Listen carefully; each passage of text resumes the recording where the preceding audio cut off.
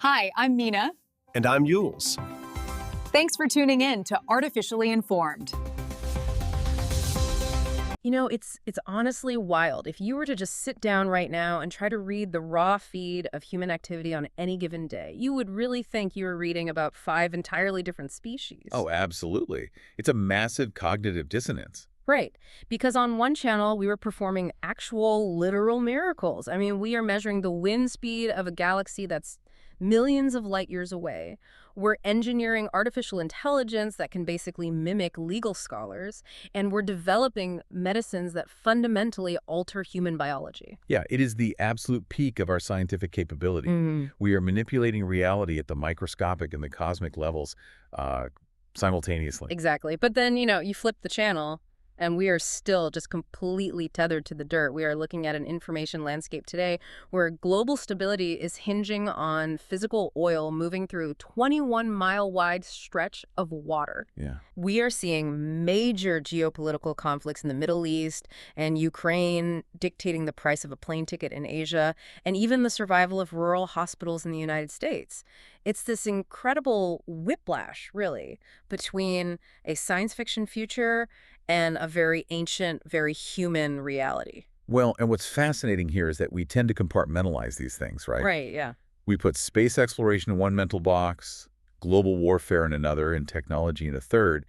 But they're entirely interconnected. I mean, the data centers powering that artificial intelligence require massive amounts of energy. Which ties right back into the oil. Exactly. It ties directly back into that global oil supply, which ties directly into those geopolitical conflicts. And that is exactly what we are doing today. For you listening, welcome to the Deep Dive. We are taking a massive amount of reporting, airspace bulletins, medical journals, tech market analyses, and frontline geopolitical coverage, and we are mapping the extremes of the human experience. There's a lot of ground to cover. It is. And just to be completely transparent with you listening, this means we are going to be discussing some highly volatile, politically charged conflicts today, specifically the escalating war in the Middle East involving the United States, Israel, and Iran. Right.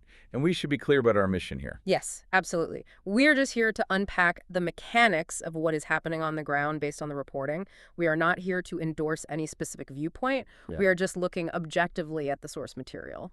Precisely. Yeah. Our goal is to look at the what, the why, and the how behind the data. Mm-hmm. Because understanding the underlying mechanisms of these events is really the only way to make sense of all the noise. Okay, let's unpack this by starting at the absolute frontier. NASA, the National Aeronautics and Space Administration, has officially slated the Artemis II mission for April 1st, 2026. Which is huge. It's massive. Now, we've sent probes and rovers out there recently, but this is a crewed mission. 4 humans strapping into the Space Launch System rocket. Right. And the mechanics of this mission are really what make it so vital. They aren't just doing a quick lap around the moon. Right, they have a very specific flight path. Exactly. Reed Wiseman, Victor Glover, and Christina Koch from NASA, along with Jeremy Hansen from the Canadian Space Agency, are going to execute a free return trajectory. Meaning they use gravity to bounce back. Basically, yeah. They will utilize the Earth's and the moon's gravity to essentially slingshot around the lunar far side. This is fundamentally about testing the life support systems of the Orion spacecraft in deep space conditions. Which you need if you're ever going to stay there. Precisely. It's the required precursor to establishing a sustainable, long-term human presence on the lunar surface. Wait, I want to pause on the Canadian involvement for a second because there's a pretty heavy irony here. Jeremy Hansen is about to make history for the Canadian Space Agency, but back on Earth, Canada just officially canceled its first ever moon rover mission. Yeah, that was originally slated for 2029. Right, so why cut the rover if you're already investing in putting a human in lunar orbit? It seems contradictory. It does, but it really comes down to the brutal economics of space logistics.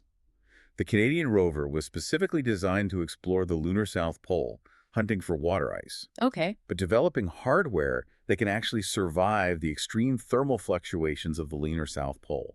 I mean, temperatures there drop to negative 400 degrees Fahrenheit. That requires an astronomical budget. Wow. Yeah, that's intense. Right. And right now, earthly resource allocation is taking precedence. The Canadian government had to weigh the scientific yield of a delayed rover against immediate economic pressures at home.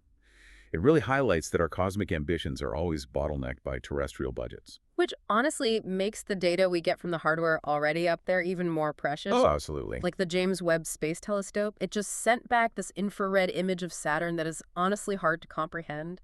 We can see its water ice rings glowing brightly, but the poles of the planet have this dark, mysterious, gray-green hue. It's a stunning image. It really is. But if Webb is looking at heat signatures and infrared light, what exactly is causing that gray-green color? Well, that is the mystery the astrophysics community is currently tearing apart. Because Webb operates in the near-infrared and mid-infrared spectrums, it isn't seeing the visible light we see with our eyes. Right, it's seeing heat. Exactly, it's seeing thermal radiation and chemical signatures. So that gray-green hue at the poles indicates something is actively absorbing or scattering that specific infrared wavelength. Do they know what it is? The leading theory suggests it could be high-altitude aerosols, essentially a massive hydrocarbon smog, or it could be the thermal footprint of immense auroral activity.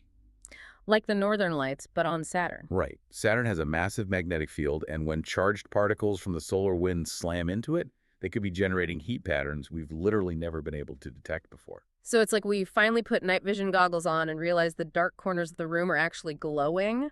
Hey, that's a great way to put it. And when you overlay Webb's infrared data with the Hubble Space Telescope's visible light data, you suddenly get a full three-dimensional model of how atmospheric dynamics work on gas giants. But if we want to talk about dynamics, I need you to explain this next one to me because the physics just seem impossible. Okay, let's hear it. NASA and JAAX, the Japan Aerospace Exploration Agency, have a satellite called XRISM. That's the X-ray Imaging and Spectroscopy mission. Yes, XRISM. Right. So they pointed it at a starburst galaxy called M82, which is 12 million light years away, and they measured wind blowing out of the center of it at 2 million miles per hour. It's staggering. How does a galaxy not just rip itself apart if the wind is moving that fast? It's a fantastic question, and it really goes to the heart of what XRism was built to do. First, we need to understand that this wind isn't air. Okay, what is it? It's superheated plasma. It's gas that has been energized to millions of degrees by the rapid birth and death of massive stars. XRISM measures X-ray spectroscopy. It looks at the specific wavelengths of X-ray light emitted by elements like iron within that plasma. Just looking at the light coming off the iron. Right. And by observing how those wavelengths stretch and compress, which is the Doppler effect, they can calculate the exact velocity. Okay, so it's like hearing a police siren change pitch as it drives past you, but with X-rays. Precisely. Now, as to why it doesn't rip the galaxy apart, the gravity of a galaxy, which is powered by dark matter and a supermassive black hole, is just immense. It holds it together. But the wind has to be doing something, right? Oh, absolutely. A wind moving at 2 million miles per hour does incredible damage. It physically pushes the colder, denser gas, which is the exact material needed to form new stars, out into intergalactic space. Yeah. It's a process called quenching. By measuring this exact speed, astrophysicists are realizing that these galactic winds are far more efficient at shutting down star formation than our previous computer models ever predicted. That is just mind-blowing. We are watching a galaxy literally exhale the building blocks of life. It's incredible. And while that massive scale is happening, the Hubble telescope was watching something incredibly small do something completely erratic. The comet. Yes, a tiny comet called 41 P. Tuttle-Giacobini-Crayssack. Astronomers watched it completely reverse its spin. How does a rock flying through a vacuum just decide to spin the other way? It's all about outgassing. As the comet gets closer to the sun, the solar radiation heats up the volatile ices on its surface, things like water, carbon monoxide, methane. And they turn into gas. Right, they sublimate, they turn directly into gas, and they shoot out of the comet like highly pressurized geysers. If those geysers happen to be angled against the comet's natural rotation, they act like thrusters. They apply a torque. Oh, I see. Hubble literally watched this comet vent so violently that it applied enough opposing torque to slow its rotation to a halt and then physically start spinning it in the opposite direction. It's essentially a chaotic little spaceship firing its own rogue thrusters. Exactly. And speaking of space real estate, our archives are proving just as valuable as our telescopes right now. Researchers combing through old NASA spacecraft data just identified 100 new exoplanets. Yes. And 45 of them are categorized as prime candidates for alien life. This is the beauty of the transit method of exoplanet discovery. Telescopes like Kepler stared at stars, waiting for a planet to pass in front of them, which causes a microscopic dip in the star's light. Right, it blocks the light a tiny bit. But that data is incredibly noisy. By applying new, highly refined machine learning algorithms to that old data, researchers can filter out the noise and find dips that were previously invisible to human analysis. And they found 45 habitable ones. Yeah. Finding 45 rocky planets in the habitable zones of their stars, which is where liquid water could exist, is a massive leap in targeting where we point our next generation of telescopes. And, just as a fun visual note for anyone looking up, Jupiter and the crescent moon took a beautiful sunset stroll together on March 26. A little cosmic reminder of our own neighborhood. But here's where it gets really interesting for you listening. We are applying machine learning to find water on planets light years away. But back here on Earth, archaeologists are just now figuring out the basic timeline of our own evolutionary companions. The dog discovery. Yes. In Somerset, in the United Kingdom, researchers working in a cave just analyzed a jawbone that dates the domestication of dogs to roughly 15,000 years ago. Which is a profound paradigm shift in anthropology. I mean, for a long time, the assumption was that domestication happened concurrently with the agricultural revolution. That we settled down, grew crops, and then domesticated animals. Exactly. But 15,000 years ago places this squarely in the Paleolithic era. We were nomadic hunter-gatherers. So how do they even know it's a dog and not just a wild wolf that wandered into a cave and died? It comes down to morphological analysis. As wolves adapt to living with humans, their diets and behaviors change, which physically alters their skeleton over generations. Oh, interesting. Yeah. The jawbone found in Somerset shows distinct crowding of the teeth and a different angle of the mandible compared to a wild wolf. This indicates a shorter snout, which is a classic, definitive marker of domestication. So we really were a team back then. We were. It proves that humans and canines formed a codependent survival strategy. Dogs provided advanced threat detection and hunting assistance, and humans provided fire and a reliable food source. And this happened thousands of years before we ever planted a single seed of wheat. Okay, let's unpack this. We are spending billions looking for habitable exoplanets and alien life, yet we are just now figuring out when our own dogs became our best friends. Are we looking too far outward and ignoring the history beneath our feet? Huh. Hey, it definitely makes you wonder. We forged our oldest alliance in the Ice Age, and we're just now proving it. And archaeology isn't just rewriting our ancient past, it's digging up our literary history, too. In Maastricht, in the Netherlands, forensic anthropologists believe they've unearthed the skeletal remains of the real-life D'Artagnan. The French Musketeer. Right, the one who inspired Alexander Dumas' famous novel. He died during the Siege of Maastricht in 1673. And simultaneously, in India, there is a fierce cultural battle happening right now to save historic Haveli homes. Those are stunning structures. They are massive, intricately carved traditional mansions, but they are literally crumbling under the pressure of rapid modern urbanization. And that contrast in India, the beautiful ancient stone Haveli being completely overshadowed by the concrete and fiber optics of a modernizing city. Yeah. It is the perfect encapsulation of the tension we are feeling globally right now. Yeah, absolutely. We are trying to preserve our physical history while rushing headlong into a digital future that is moving much faster than we can regulate it. Well, let's look at the speed of that digital future then, because the artificial intelligence boom is generating wealth at a scale that just defies logic. It really is. I want to look at a startup called Harvey. They build AI software for lawyers. They just hit an $11 billion valuation, and they're backed by Sequoia Capital. Now, I understand AI is hot, but $11 billion for legal software? How does that math work? The math works when you look at the fundamental architecture of what Harvey is doing.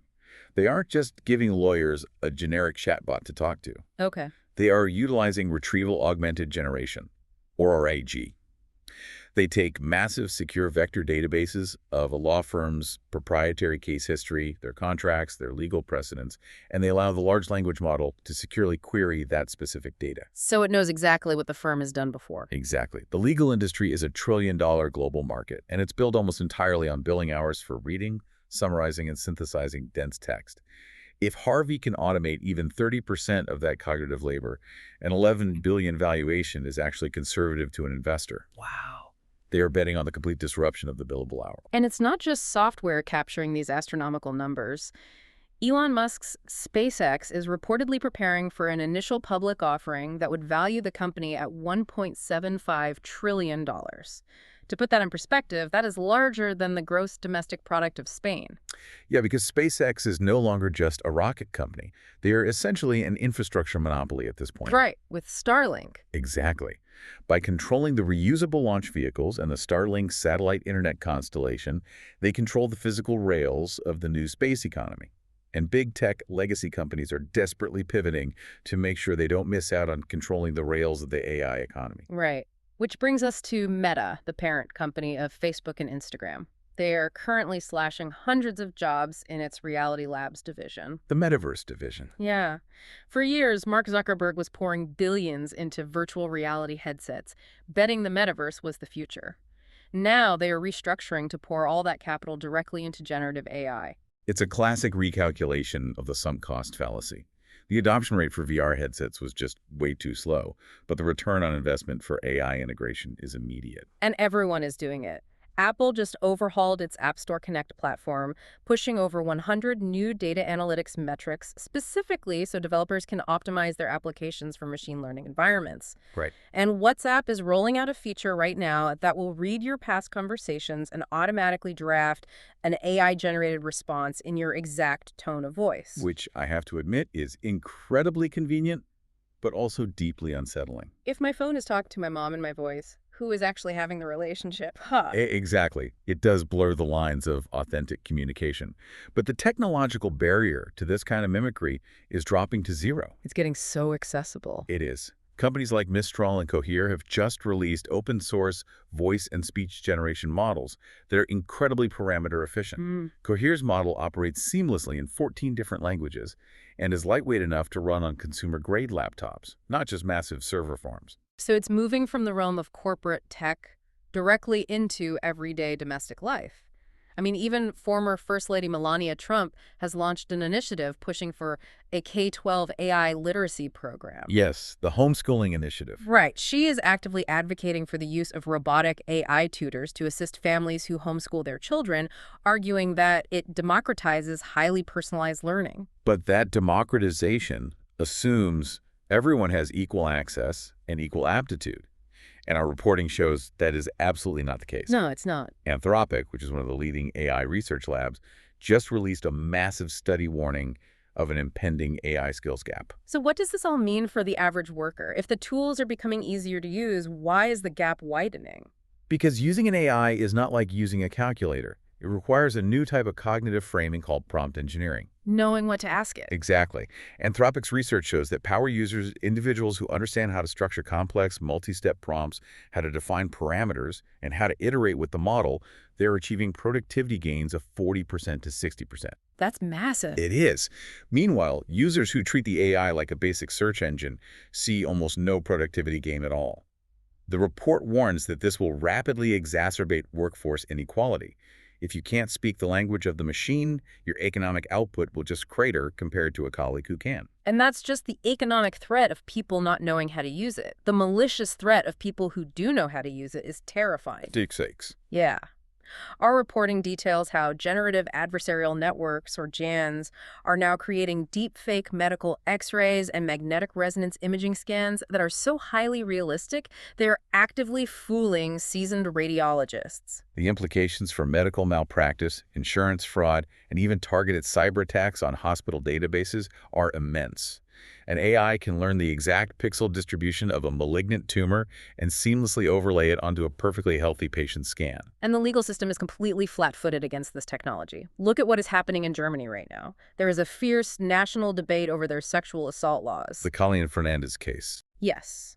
Actress Colleen Fernandez was the victim of incredibly explicit, highly realistic, AI-generated deepfake pornography created and distributed by her ex-husband.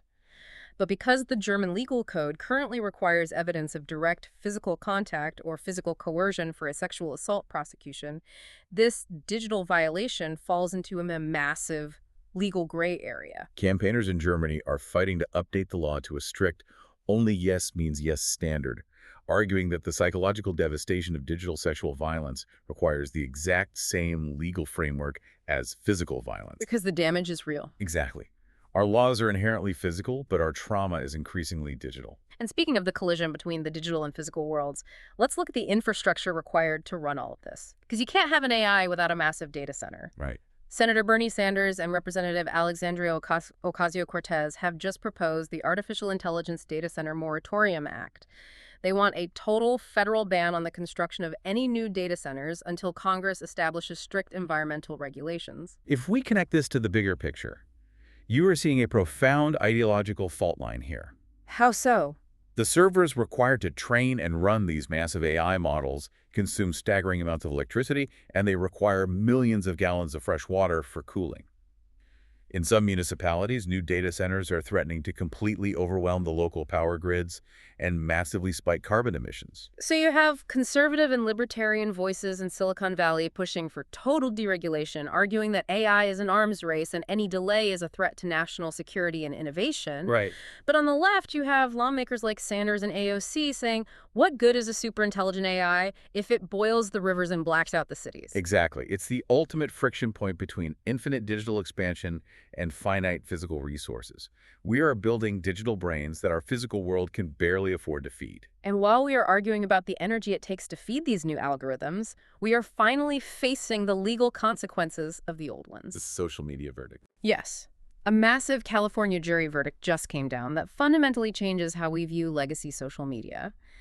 Meta and Google, which owns YouTube, were just found negligent and liable for causing severe social media addiction in a young woman identified in court documents as KGM. And the financial penalty here, which is several $1 million, that is a rounding error for these companies.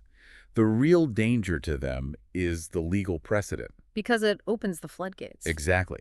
For years, social media companies successfully shielded themselves under the argument of product neutrality.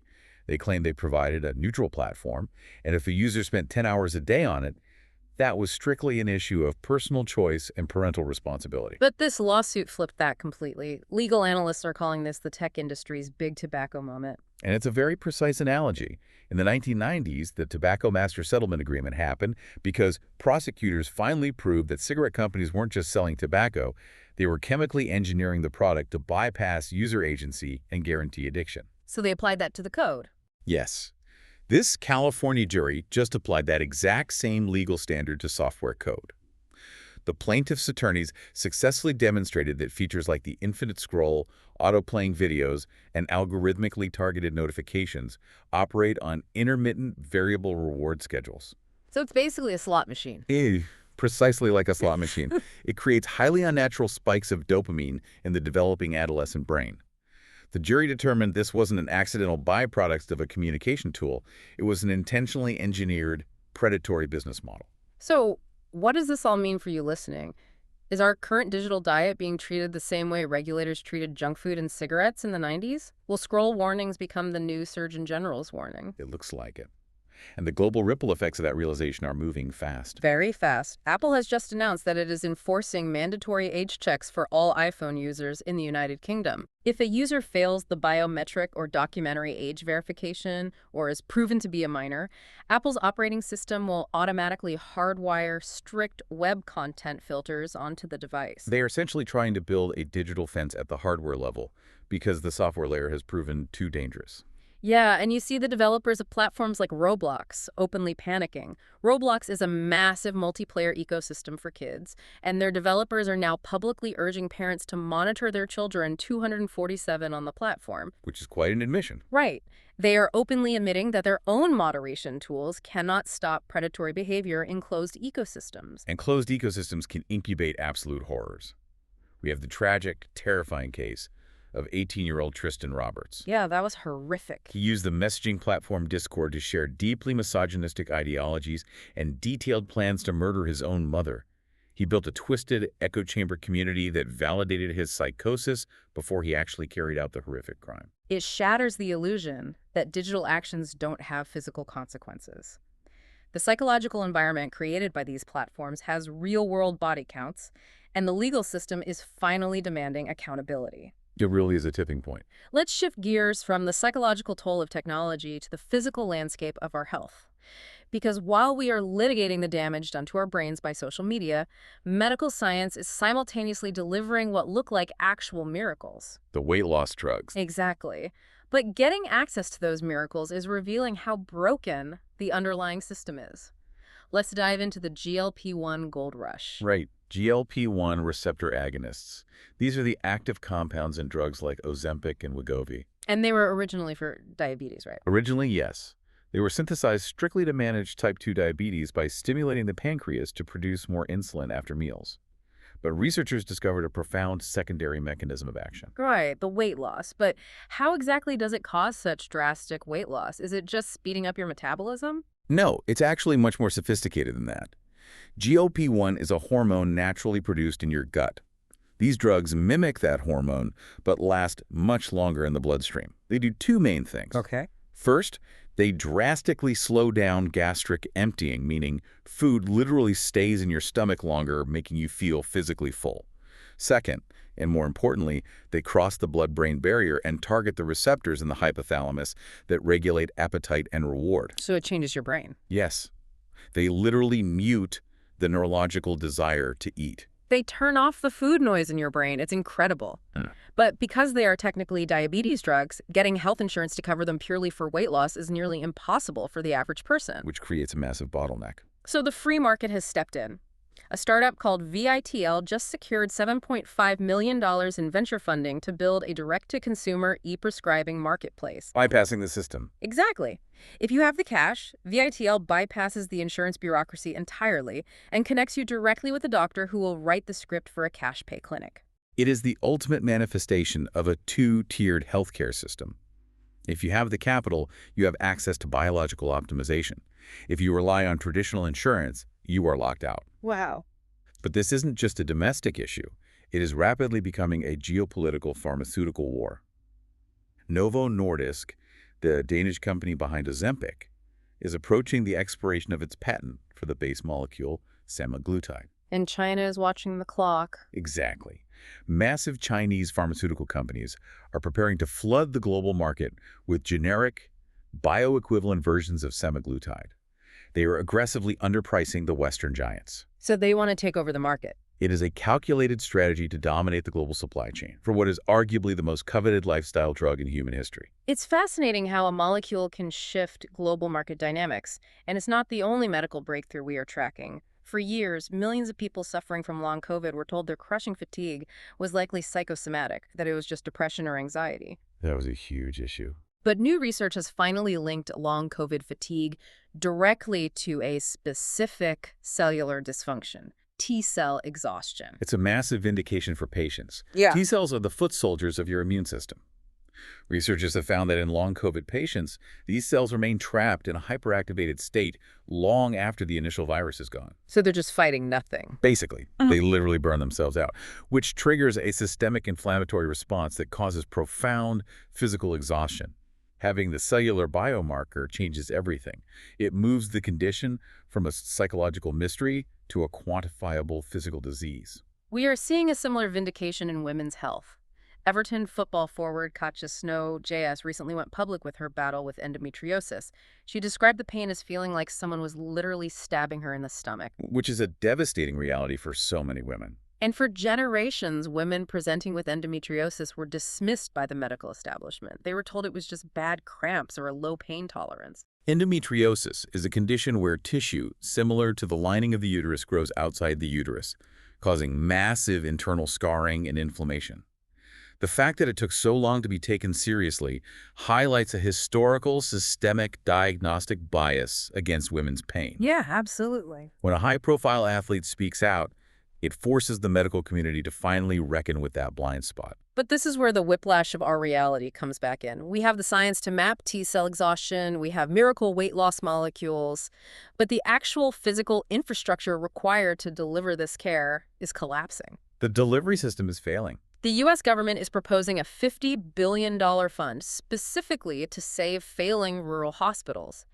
But health policy experts are sounding the alarm that the labyrinth of Medicare reimbursement rules attached to this money is so complex that it might actually force these vulnerable hospitals to cut essential services or close entirely just to comply. It's a paradox of administrative burden. And across the Atlantic, the physical delivery of care is literally halting.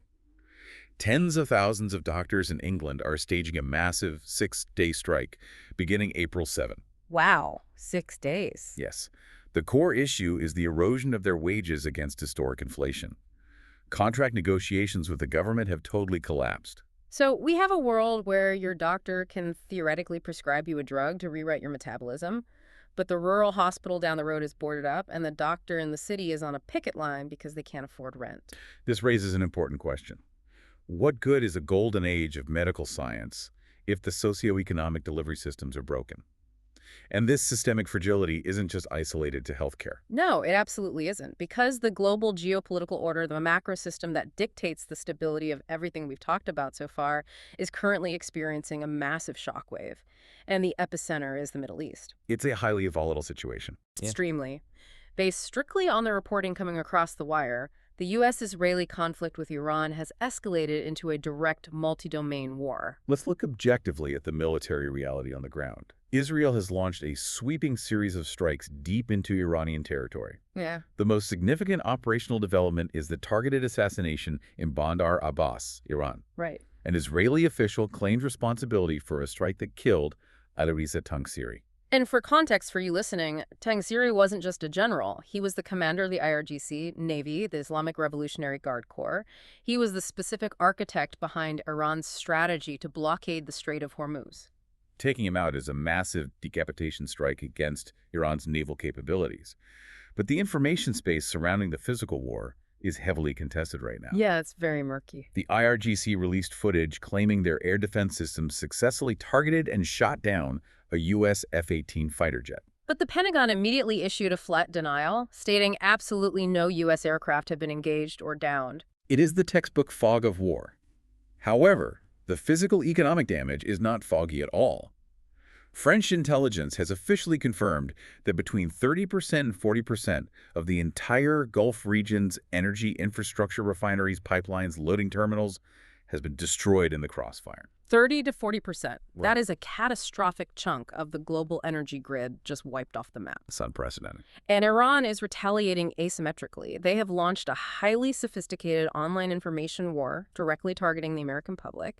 They are deploying AI-generated deepfake videos and synthetic social media campaigns designed to stoke domestic political division and erode public support for U.S. involvement. It is cyber warfare running entirely parallel to kinetic warfare. Yeah. And diplomatically, the situation is completely gridlocked. Let's lay out the exact demands from both sides because it's important to understand the standoff.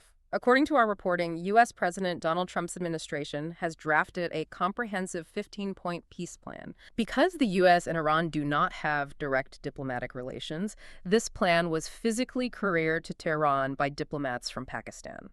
The U.S. demands are absolute. Iran must dismantle its nuclear enrichment program entirely and surrender its ballistic missile capabilities. And in return, In exchange, the Trump administration is offering to lift crippling economic sanctions and assist Iran in developing civilian, non-weapons-grade nuclear energy. well, from the perspective of the Iranian government, surrendering their ballistic missiles is tantamount to surrendering their national sovereignty. Iranian Foreign Minister Abbas Araqi emphatically rejected the proposal. So no talks are happening. Despite President Trump's public assertions that a deal is close, Araqi stated there are no talks occurring. Instead, Iran has drawn its own red line, issuing 5 non-negotiable conditions for a ceasefire. And those conditions are steep. They include the complete, permanent closure of all U.S. military bases in the Persian Gulf and demands for massive war reparations to rebuild their destroyed infrastructure. They are demanding an end to Western hegemony in the region. And this absolute diplomatic stalemate is causing sheer panic among global leaders who understand the economic ramifications. Yeah, the international response has been intense. Spain's Prime Minister, Pedro Sanchez, addressed his parliament and called the conflict an absolute disaster, warning it will carry global consequences far more severe than the 2003 Iraq War. Malaysia's Prime Minister, Anwar Ibrahim, is demanding an immediate, unconditional ceasefire, and the United Nations Secretary-General, Antonio Guterres, has explicitly stated the conflict is out of control. And you can see that panic reflecting in the global markets in real time. For oil markets are practically having a seizure, because that 30% to 40% infrastructure loss is compounded by the blockade of the Strait of Hormuz. Right. 20% of the world's total oil supply moves through that 21-mile-wide choke point. When rumors of the U.S. peace plan leaked, the Dow Jones jumped 300 points and Brent crude oil futures dropped below $100 a barrel. But then the reality hit. The very next day, when the Tang Siri assassination was confirmed, the market tanked and oil surged violently back up. And here's where it gets really interesting and where we connect the dots for you listening. How does a regional conflict over a narrow strip of water dictate the cost of your life? Let's look at Singapore. Okay. The government there was scheduled to implement a sustainable aviation fuel levy, a green tax on flights to fund environmental initiatives. They just had to officially suspend it. Because of the fuel costs. Exactly. Yeah. Because the baseline cost of jet fuel has skyrocketed so violently due to the Middle East conflict that adding a green tax would financially cripple the airlines and the passengers. The war is literally delaying climate policy in Asia. And look at India.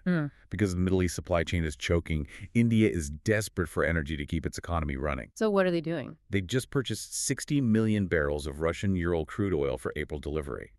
But because Russia knows India has no other options right now, they're charging a massive premium between $5 and $15 above the global Brent crude benchmark. Wow. So no more discounts. The deep discounts India used to enjoy from Russia are completely gone. And Russia is aggressively capitalizing on this chaos. Russian Energy Minister Sergei Sivilev just formally announced a neighbor's first energy policy. What does that entail? They are explicitly prioritizing oil and natural gas exports to Asian allies like India and China, who are geographically closer and entirely insulated from the shipping disruptions in the Red Sea and the Persian Gulf. Which means former European customers relying on Russian energy are facing severe delays and shortages. Russia is effectively using the Middle East war to redraw the global energy map to its advantage. And the dominoes keep falling right into Eastern Europe. This shift in global bandwidth is having a direct impact on the war in Ukraine. Ukrainian President Volodymyr Zelensky just made a stunning public statement. Yes, regarding the security guarantees. He indicated that the United States is now linking its future security guarantees for Ukraine to a highly controversial peace concession, requiring Ukraine to formally cede the Donbas region to Russia. The implication is profound. The U.S. diplomatic, financial, and military capital is finite. With a massive escalating war in the Middle East threatening global energy markets, the political appetite to sustain a prolonged two-front proxy war is exhausted. Wow. The conflict in the Strait of Hormuz is physically redrawing the borders of Ukraine. It's an interconnected geopolitical earthquake.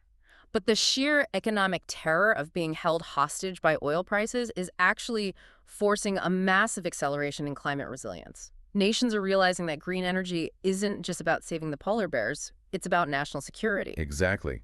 When a missile strike 5,000 miles away can crash your domestic economy, fossil fuels become a strategic liability. Right. India just announced a highly aggressive new climate target. They're committing to cut their greenhouse gas emissions per unit of gross domestic product by 47% by the year 2035. That is incredibly ambitious. They are aiming for an astonishing 60% of their total electricity generation to come from non-fossil fuel sources, primarily solar and wind.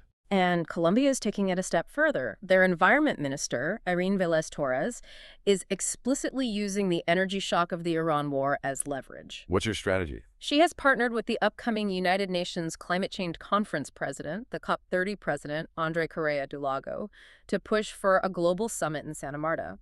Their goal is to build a coalition of nations committed to the total, rapid phase-out of fossil fuels, bypassing the painfully slow, consensus-based negotiations of the UN. For smaller nations, this transition is a matter of absolute survival. Look at Barbados and other small island developing states, or SIDs. They are highly vulnerable to both climate change and the economic shocks of imported diesel fuel. Right. Barbados just successfully opened the Lamberts and Castle wind farm. It is the very first utility-scale onshore wind farm in the entire Caribbean. By generating their own power from the wind, they insulate themselves from the geopolitical chaos of the oil markets. But while we are desperately trying to build a resilient, future-facing energy grid, the global stage is also forcing a profound reckoning with the deep wounds of our history. The UN vote. Yes. The diplomatic alliances we see fracturing over oil today are mirrored in a historic vote that just occurred at the United Nations General Assembly. It was a landmark resolution. Proposed by the nation of Ghana, the resolution officially recognizes the centuries-long transatlantic African slave trade as the gravest crime against humanity. And it's more than just words, right? It goes beyond historical acknowledgement. The text explicitly calls for international reparative justice and a formal global dialogue on the ongoing economic and social impacts of colonialism. And what's crucial to understand here is the diplomatic division this caused. The resolution passed with heavy, unified backing from African and Caribbean nations. However, the United States and Israel actively resisted and abstained from supporting the resolution. Right. According to diplomatic reporting, their resistance stems from concerns over international legal liabilities and the potential for the resolution to be utilized as a tool to demand massive financial reparations. If we connect this to the bigger picture, it is impossible to separate this UN vote from the geopolitical conflicts we just discussed. The nations in the global south demanding reparative justice today for historical exploitation are the exact same nations frantically trying to build wind farms and secure independent energy alliances tomorrow. Ah, I see. The alliances that are clashing over the peace plan in Iran or the price of Russian oil are deeply rooted in centuries of unhealed colonial history. The geopolitical chessboard is shaped just as much by the ghosts of the past 400 years as it is by the geography of the Persian Gulf. Wow. Okay, let's take a breath, because we have covered an immense landscape today. We really have. We started by examining the jawbone of a dog that sat by our fires 15,000 years ago, and we looked at the spinning of a comet millions of miles out in the dark. We unpacked the mechanics of an $11 billion AI legal boom, the biological reality of miracle weight loss drugs, and the moral maze of holding tech giants legally liable for the psychological architecture of our youth. And the geopolitical shockwaves. Exactly. We navigated the incredibly tense, world-altering geopolitical fires burning in the Middle East, fires that are actively reshaping our energy grids, redrawing global borders, and forcing us to confront the deepest historical truths of our civilization. It is the ultimate juxtaposition of the human condition. We possess the engineering capability to photograph the thermal signatures of Saturn's rings, yet we are still profoundly struggling to navigate the terrestrial borders and historical grievances of our own planet. And that brings me to a final thought for you to mull over today. We are living in a moment where we have the technology to measure the velocity of a plasma wind in a starburst galaxy 12 million light-years away. We have artificial intelligence that can synthesize centuries of legal precedent in seconds and mimic human thought with terrifying precision. We can literally rewrite the hormonal signals of our own metabolism. Yet, despite all of that mastery over the physical and digital universe, our global stability, our stock markets, the cost of the food on our tables, the heat in our homes is still entirely dependent on ancient compressed carbon being shipped through a 21-mile-wide strait of water in a war zone. And our societies are still fiercely, bitterly battling over the basic historical truths of centuries past in the halls of the United Nations. It's a heavy thought. So I leave you with this. Are we truly a species of the future, ready to ethically manage artificial superintelligence and sustainably colonize the stars?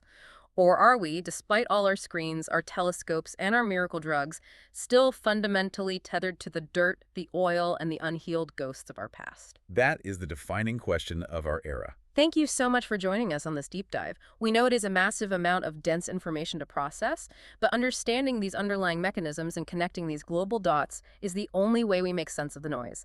Keep questioning the systems around you, keep looking for those hidden connections, and we'll see you next time. You're enjoying Artificially Informed. Hit subscribe and share it with a friend. From the left, the right, and straight from the algorithm. Thank you. Welcome to the debate. You know, when you look at a satellite map of the Earth at night, the arteries of global commerce are completely invisible to the naked eye. Right, you just see the lights. Exactly. We just inherently trust that the cargo ships are moving across the oceans, the pipelines are pumping silently underground, and those lights will actually stay on when we flip a switch. But right now, if you could somehow see those planetary energy supply lines, you would see a system experiencing a massive, synchronized cardiac arrest. That is exactly what it is. I mean, the global circulatory system is failing in real time. We are watching the breakdown of the physical energy infrastructure that has powered the planetary economy for, the better part of a century. At least. And the shockwaves aren't just hitting Western capitals, they're reaching every single continent, fundamentally altering how humanity powers itself. Which brings us to the core of our discussion today. We're focusing our attention on the planetary, geopolitical, and economic fallout stemming from the escalating U.S.-Israeli war on Iran. The central question we are exploring is this: Does the current maximum pressure military campaign against Iran represent a necessary, albeit incredibly painful, catalyst for restructuring global security and forcing a green energy transition? Or is it a catastrophic strategic blunder that accelerates Western decline and fractures the entire global economy? And to ground this debate in the immediate realities on the planet, we have to look at the sheer scale of the disruption. It's massive. It's staggering. The U.S. has presented a sweeping 15-point peace plan. Iran has flatly rejected it, issuing 5 rigid counter-conditions of its own. Meanwhile, the markets are panicking. Oil has surged past $100 a barrel. Yeah. And there are these reports indicating that 30 to 40% of Gulf energy infrastructure has been destroyed in the crossfire. This is triggering absolute global supply chain chaos and rapidly shifting geopolitical alliances everywhere, from Latin America to Southeast Asia. Well, I will argue that this immense disruption is a harsh but necessary corrective. It's neutralizing an aggressive regional threat while mechanically forcing the world toward true global energy independence. And I will argue that this approach is a geopolitical disaster of historical proportions. It is isolating the West, driving the global South directly into the arms of China and Russia, and risking a severe, protracted global recession. Let me outline my perspective first, because I think we need to look past the immediate shock and focus on the structural necessity of what is happening. All right. We are watching the U.S. and Israeli military actions, including, Operation Epic Fury and various targeted strikes, force a global realignment that was decades overdue. For half a century, the global economy has essentially been held hostage. Hostage to oil? Exactly. It has relied on autocratic oil and more recently on an increasingly aggressive Iranian regional hegemony that threatens the very choke points of world trade. What we're seeing now, specifically with the destruction of that Gulf infrastructure, is the violent ripping off of a Band-Aid. I mean, ripping off a Band-Aid is a massive understatement when you're talking about global energy markets. But look at the immediate planetary response.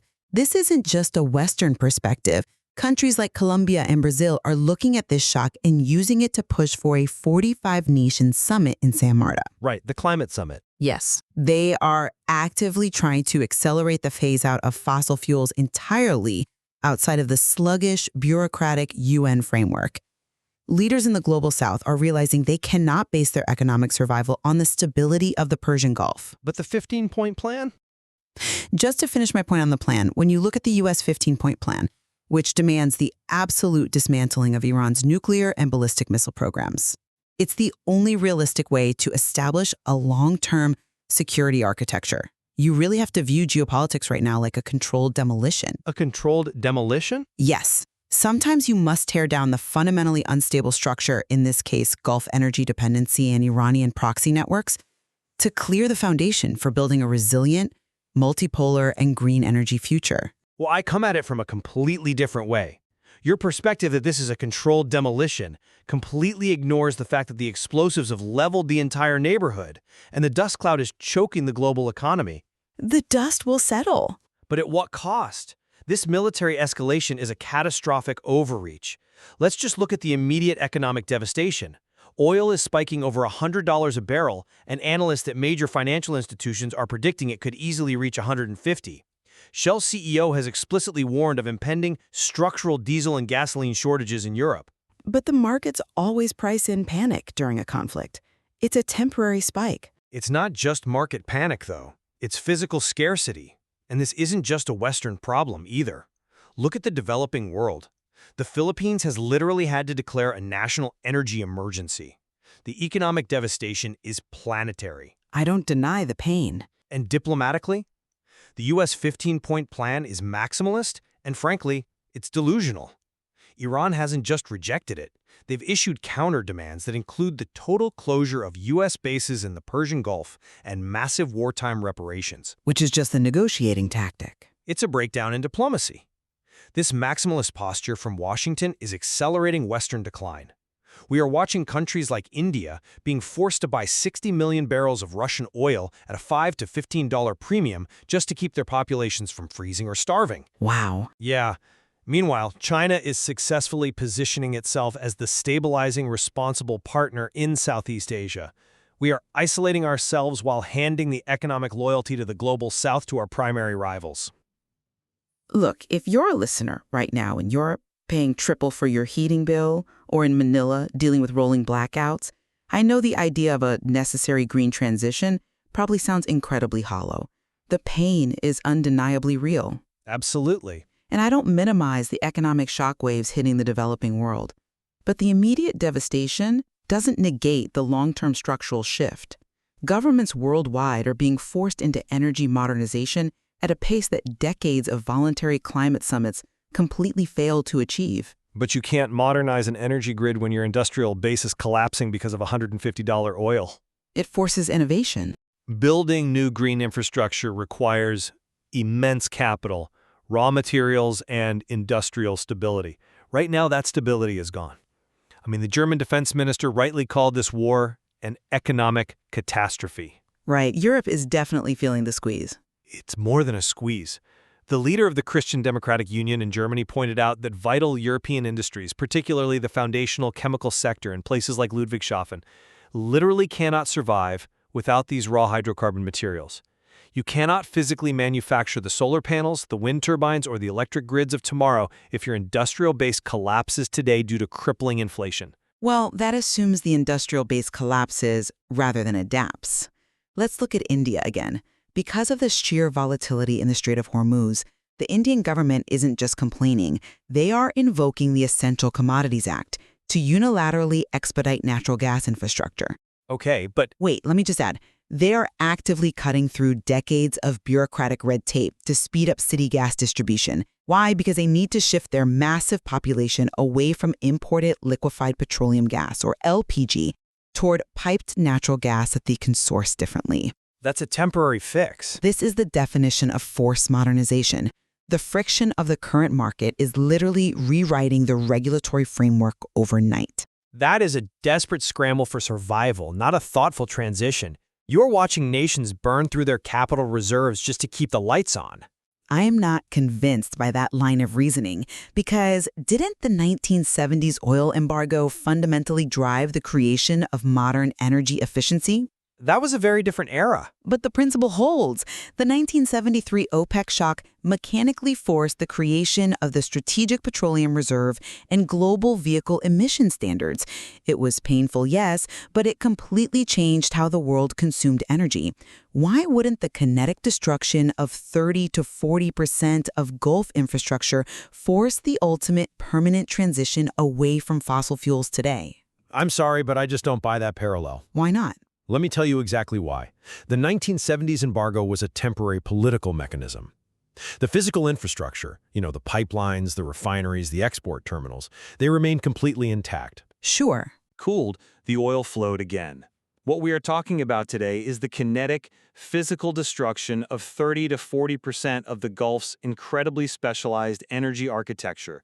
You cannot rebuild complex refineries overnight. Which is why they have to transition. But the transition away from fossil fuels takes decades of sustained, stable investment.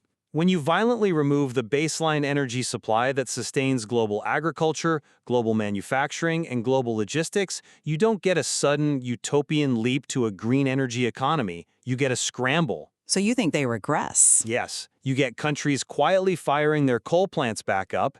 You get massive inflation that destroys the exact capital needed for those green investments. But that friction is exactly what empowers initiatives like the 45 Nation Coalition in Colombia. It proves the old system is dead. The Colombian environment minister's hope for a coalition is noble, but voluntary roadmaps drawn up in Santa Marta won't keep the power grid online in Berlin or Manila next month.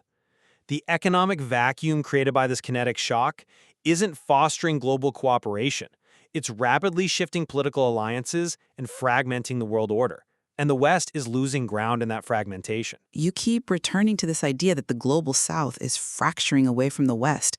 But look at who is actually stepping into that vacuum and how they're doing it. It's not the catastrophe you claim, it's a recalibration of hard power. It is absolutely a catastrophe if you were looking at it from a planetary perspective. The West's actions are actively empowering its rivals. Let's look at the mechanics of what Russia is doing right now. They're opportunists. They are effective opportunists. Moscow has seamlessly announced a neighbors-first energy policy. They're actively redirecting their Russian energy exports to Asian markets, specifically China and India, capitalizing on the global instability. India has more than doubled its Russian oil imports. Yeah. Russia's utilizing shadow fleets and alternative insurance markets to bypass Western sanctions entirely. And look at China. China is playing the role of the mature, economic peacemaker in Southeast Asia Right, by offering loans that those countries will eventually have to pay back. by offering survival. Nations like Vietnam, Thailand, and Indonesia are struggling with severe fuel-saving measures. They are drawing down their sovereign fuel stabilization funds just to keep their domestic economies from collapsing. And Beijing swoops in? Up bilateral swap agreements that circumvent the U.S. dollar. China is successfully framing the U.S. and Israel as the global disruptors while framing itself as the guarantor of planetary stability. It's true that Beijing and Moscow are attempting to capitalize on the chaos. I mean, that is basic geopolitics. But I view this through the lens of long-term strategic hard power. The U.S. and its allies are demonstrating that hard power is occasionally absolutely necessary to check adversaries who operate entirely outside of the bounds of international norms, By bombing them, by neutralizing them. For example, let's look at the targeted elimination of the IRGC Navy chief. you mean Ali Riza Tangsiri? Exactly. The Islamic Revolutionary Guards Corps controls the waters around Iran. Taking out Tanchiri in Bandar Abbas was a necessary, concrete tactical victory. A tactical victory that spiked oil prices. But he oversaw naval operations explicitly dedicated to mining and blocking the Strait of Hormuz, the most vital shipping lane on Earth.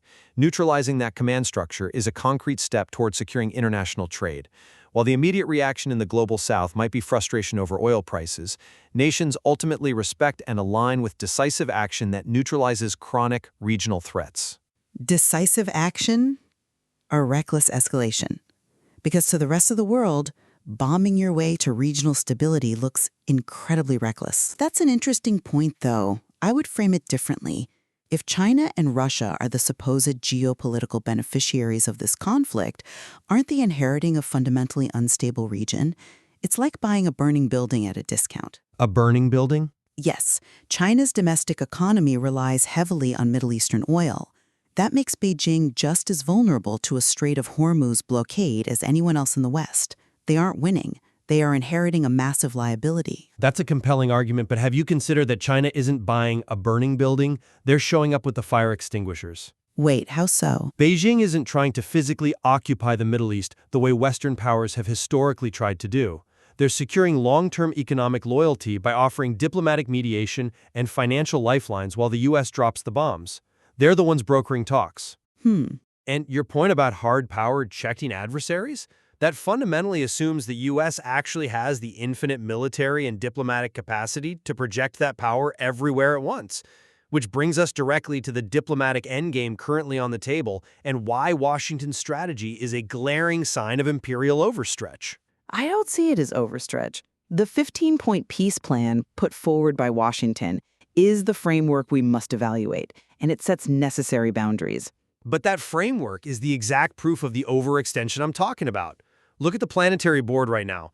We have credible reports that the U.S. is now linking security guarantees for Ukraine to Kiev actually giving up the Donbas region to Russia. That's a tough geopolitical reality. But Ukrainian President Zelensky has explicitly stated this pressure exists. Ask yourself, why on earth is Washington suddenly pressuring Ukraine to cede sovereign territory to Putin? Because resources are finite. Exactly. Because they are scrambling to free up military hardware. Patriot missile batteries, 155mm artillery shells, and sheer diplomatic bandwidth for this massive escalating conflict with Iran. So they are prioritizing. When the UN chief Antonio Guterres warns that this war is out of control, he is pointing to this exact planetary dynamic. The 15-point plan isn't a diplomatic strategy. It demands the complete disarmament of Iran's nuclear and ballistic capabilities overnight. It's an ultimatum. It's so disconnected from the reality on the ground that it borders on delusional. I disagree. That is exactly why Iran responded by demanding the U.S. close its bases. You cannot demand total surrender when you are simultaneously retreating from Eastern Europe. I see why you think that, but let me give you a different perspective. You criticize the 15-point plan as being maximalist and delusional. But in high-stakes diplomatic negotiations, isn't an extreme initial anchor the only way to eventually secure a moderate concession? Not when the stakes are this high. Hear me out. If the U.S. started with a middle ground compromise, wouldn't Iran just push the line further? Setting absolute red lines, like the total dismantling of nuclear infrastructure, is how you establish the boundaries of future security. You have to start strong. But it's triggering an escalation. And yes, Iran's initial reaction is to demand reparations and the closure of U.S. bases. That is standard, albeit aggressive geopolitical bargaining.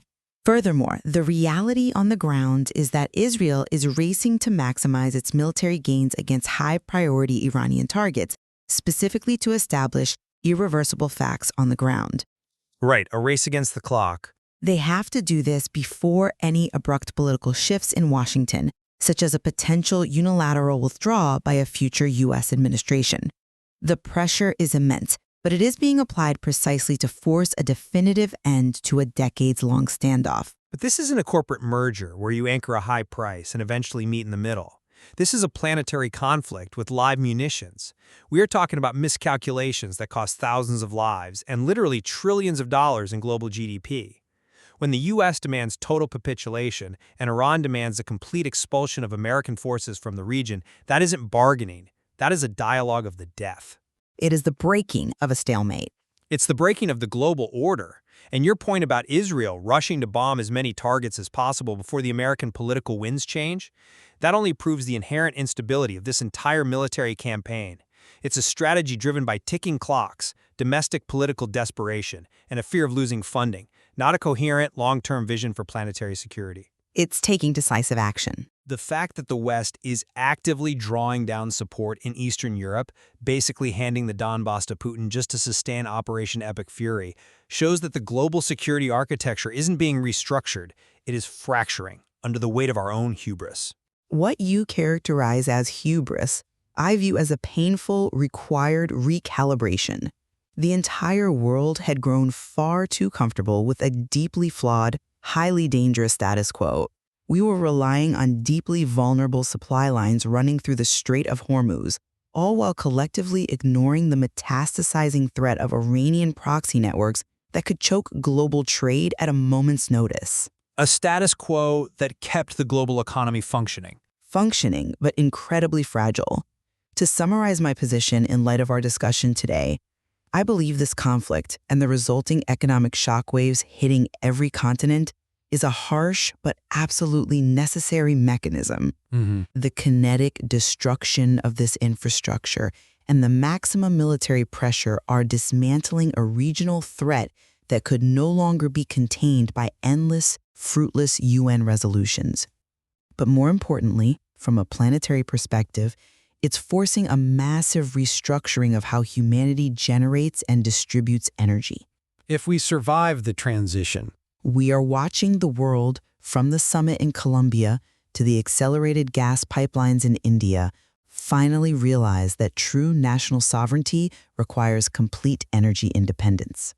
The old, fragile system had to break for a new, resilient one to be built. And to summarize my stance, the cost of intentionally breaking that system is far too high, and the supposed green benefits are entirely theoretical at this point. This military campaign is both an economic and diplomatic catastrophe for the planet. We've severely damaged the physical infrastructure that keeps the global economy afloat, risking a severe multi-year recession with oil projected to hit $150 a barrel. Which will spur alternatives. Diplomatically, we are demonstrating classic imperial overstretch. We are sacrificing critical security commitments in Ukraine to fund an endless war in the Middle East, a war that is completely isolating the West from the rest of the world. Instead of forcing a green transition, we are handing massive geopolitical and economic victories to China and Russia, who are very successfully positioning themselves as the true stabilizing forces for the global South. Well, despite our deep fundamental disagreements on the wisdom of the military campaign and the 15-point plan, I think there is a profound point of convergence here. We both clearly acknowledge that the destruction of 30 to 40% of Gulf infrastructure and the immense ongoing volatility we're seeing in the Strait of Hormuz have permanently altered global trade routes. Yes, on that, we are in complete agreement. The old Middle Eastern status quo is dead. The physical energy dependencies that largely define the 20th and early 21st centuries have been shattered. And frankly, because of the specialized nature of that infrastructure, they're not coming back in the same form. And as we reflect on this, the sheer scale of the global ripple effects really is staggering. When we step back from Washington and Tehran, we're talking about Colombian climate summits desperately seeking new post-UN frameworks. We're looking at Southeast Asian nations declaring national energy emergencies. Yeah. We're seeing the battlefields of Ukraine feeling the direct, zero-sum resource drain of a conflict happening thousands of miles away. Exactly. For anyone listening to this, if you are trying to truly understand this emerging new world order, you cannot just look at Western capitals. You have to closely watch how the global South navigates this crisis, how nations in Latin America, Africa, and Asia adapt to these immense economic shocks, whether they pivot to green energy or pivot to Chinese financial architecture, will definitively shape the geopolitical landscape for the next century. Which brings us right back to where we started today, that satellite map of the Earth at night. The global circulatory system of energy and commerce has indeed suffered a massive cardiac arrest. The question that remains for all of us is whether the patient will eventually wake up only to find itself dependent on life support from new autocratic powers, or whether it will emerge entirely restructured, running on a completely new, resilient energy lifeblood. A question that only time and the sheer economic resilience of the global population will answer. Thank you for joining us for this rigorous exchange. Until next time, keep questioning the consensus. That's it for today's Artificially Informed. Thanks for spending your time with us. Yeah. Stay sharp, stay curious. See you next time.